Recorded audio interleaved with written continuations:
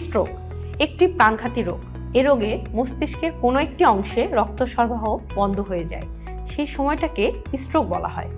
লক্ষণসমূহগুলো হলো কোনো কারণ ছাড়াই হঠাৎ প্রচণ্ড মাথা ব্যথা অনুভব হওয়া, মাথা ঘোরানো, মুখের একপাশ ঝুলে যাওয়া, চোখের পাপড়ি একপাশে ঝুলে পড়া, শরীরের ভারসাম্যহীন হয়ে পড়া, একদিকের বাহু বা পায়ে হঠাৎ দুর্বলতা অনুভব করা, কথা ঝাপসাভাবে বলা বা কথা জড়িয়ে যাওয়া, চোখে দেখতে সমস্যা হওয়া, বমি বমি ভাব হওয়া বা বমি হওয়া।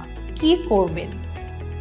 স্বাস্থ্যকর খাবার খান, তৈলাক্ত এবং চর্বিযুক্ত খাবার এড়িয়ে চলুন, ওজন নিয়ন্ত্রণে রাখুন, নিয়মিত ব্যায়াম করুন, ধূমপান থেকে বিরত থাকুন, মদ্যপান করবেন না, নিয়মিত রক্তের কোলেস্টেরলের মাত্রা চেক করুন, ব্লাড প্রেশার নিয়ন্ত্রণে রাখুন, ডায়াবেটিস নিয়ন্ত্রণে রাখুন।